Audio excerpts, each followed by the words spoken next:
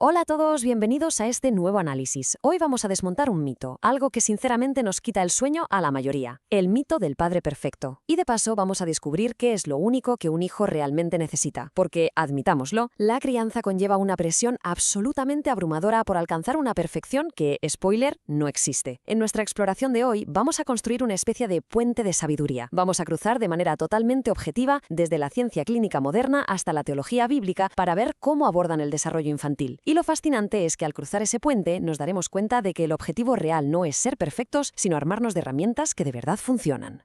Pero bueno, antes de meternos de lleno en la materia, tenemos que establecer nuestra base leyendo el siguiente aviso tal cual se presenta en nuestras fuentes.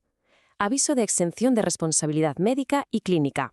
El presente informe analítico se redacta exclusivamente con fines informativos y académicos de investigación comparativa.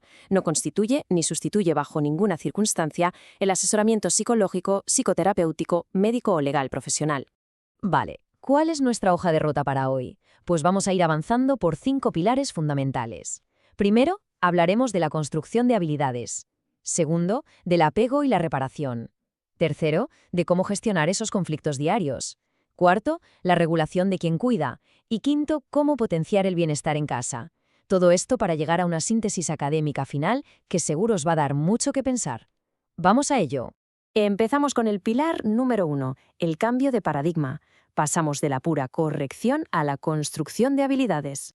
A ver, históricamente, cuando un niño tiene una rabieta o comete un error, casi automáticamente lo vemos como un fallo o incluso como un desafío a la autoridad. Es lo habitual, ¿verdad? Pero la psicología clínica moderna nos pide cambiar las gafas con las que miramos esto. Nos propone entender ese comportamiento difícil como un simple déficit de habilidades. Cuando hacemos este cambio de chip, dejamos de ser jueces para convertirnos en arquitectos del desarrollo. Y aquí entra un concepto clave, la tolerancia a la frustración. Biológicamente tenemos a castigar el mal comportamiento, pero resulta que eso bloquea un espacio de aprendizaje crítico. El objetivo estratégico no es quitarle los obstáculos al niño para que no se frustre, sino acompañarlo para que no huya del reto. Es exactamente ahí, en ese momento incómodo, donde aprende a persistir. Por un lado, el marco clínico moderno habla de los dos trabajos, poner límites muy firmes y a la vez validar lo que el niño está sintiendo. Pero fijaos en la increíble armonía que tiene esto con los textos bíblicos. Proverbios 22:15 dice textualmente: «La tontedad está atada al corazón del muchacho, la vara de la disciplina es lo que la alejará de él», usando la vara como un símbolo de firmeza. Y al mismo tiempo, Efesios 6:4 exige: «Y ustedes, padres, no estén irritando a sus hijos, sino sigan criándolos en la disciplina y las advertencias de Jehová», mientras que Colosenses 3:21 advierte: «Padres, no exasperen a sus hijos para que no se desanimen». Básicamente, tanto la ciencia como la Biblia apuntan a un mismo punto de equilibrio, una firmeza completamente serena. Pasamos al pilar número 2, el pilar de la conexión. Hablamos de la teoría del apego y la reparación. A menudo tenemos esta idea de que en un buen hogar nunca vuela una mosca, que todo es paz y armonía constantes. Falso. La ciencia nos demuestra que el apego seguro no se construye evitando el conflicto, porque los conflictos son inevitables. Lo que de verdad genera ese apego es saber que cuando algo se rompe, se puede arreglar. Fijaos en el concepto de accesibilidad emocional. Es la capacidad de sintonizar con la vulnerabilidad de un niño incluso cuando se está portando fatal y nos saca de nuestras casillas. Hay que grabarse esto a fuego. La perfección es el enemigo absoluto de la conexión. Si no solucionamos esa desconexión que ocurre después de una pelea, estamos creando heridas de apego a largo plazo. Por eso, la habilidad más crítica no es no equivocarse nunca, sino saber reparar. Y es un proceso súper práctico de 4 pasos. 1. Volver a acercarse después de un momento de ira. 2. Tomar la iniciativa para sanar esa brecha. 3. Reconocer el error propio, sin peros y sin excusas. Y 4. Validar cómo se sintió el niño. Algo tan simple pero a la vez tan profundo convierte un momento de vergüenza total en una de las mejores lecciones de resiliencia que podemos dar. Y es fascinante ver cómo se alinea todo esto. La psicología moderna nos dice que asumir cuando nos desbordamos y reparar ese vínculo previene daños enormes. Y curiosamente esto encuentra un respaldo directo en las Escrituras. Santiago 3:2 dice textualmente: «Todos tropezamos muchas veces. Si alguien no tropieza en palabra, es un hombre perfecto, capaz de refrenar también su cuerpo entero». Lejos de pedirnos que seamos una figura de autoridad rígida que nunca falla, la teología prueba que reconozcamos nuestra imperfección. Asumir el error es, en realidad, una demostración gigante de fortaleza en ambos mundos. Vamos con el pilar número 3, la gestión de conflictos en el hogar, aplicando el método Gottman. Según las investigaciones del famosísimo Dr. John Gottman, el éxito de cualquier conversación está determinado en un 96% por cómo empieza. Un 96%. Imaginaos que usamos un inicio áspero, como un «tú siempre dejas todo tirado». Eso activa de inmediato una alarma en el cerebro del niño, una respuesta de defensa que hace que deje de escuchar. Pero mirad la alternativa, el inicio suave. Aquí se usan declaraciones que empiezan con yo, describiendo la situación sin atacar. Por ejemplo, yo me siento un poco agobiado cuando veo juguetes en el pasillo. El niño ya no se siente etiquetado ni acorralado. Es un cambio sutil, pero cambia por completo las reglas del juego. Y de nuevo, este esfuerzo científico por desactivar nuestras defensas resuena muchísimo con textos antiguos. El método Gottman va exactamente en la misma línea que la advertencia de Efesios 4:31, que establece textualmente que se quiten de ustedes toda amargura maliciosa, ira, furia, gritería y habla injuriosa junto con toda maldad. Y fíjense en el mandato de Efesios 4:29, no salga de la boca de ustedes ninguna palabra corrompida, sino toda palabra que sea buena para edificación según haya necesidad. Las etiquetas y los ataques destruyen, pero describir el comportamiento desde nuestras necesidades construye.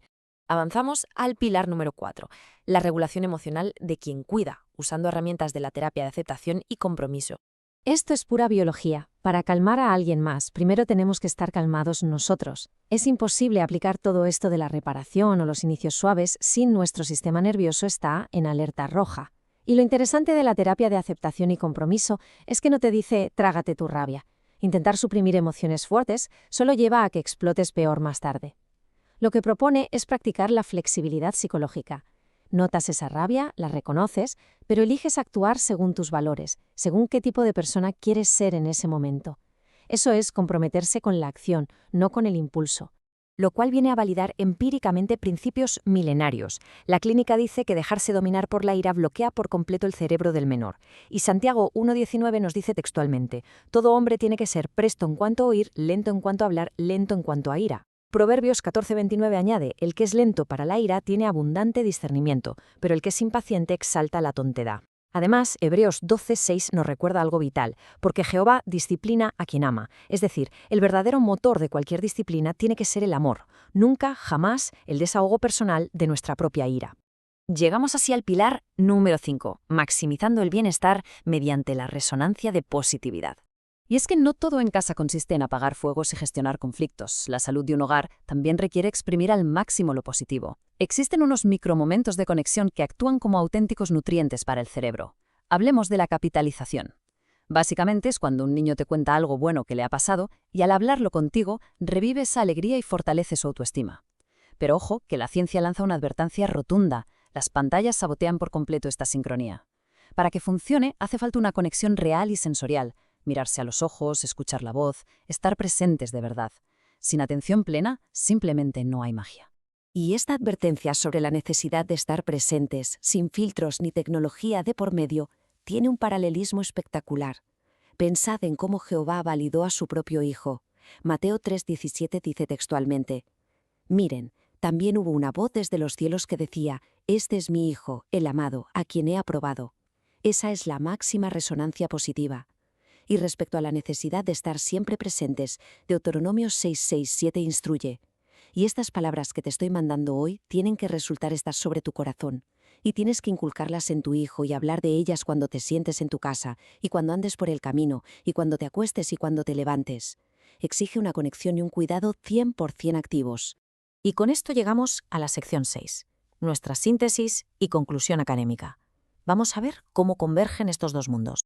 A lo largo de este análisis, hemos comparado ciencia de vanguardia con textos de miles de años de antigüedad.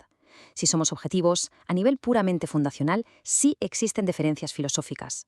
La crianza moderna suele operar bajo la premisa de que todos somos inherentemente buenos, el concepto de good inside, pero la teología bíblica sostiene otra visión.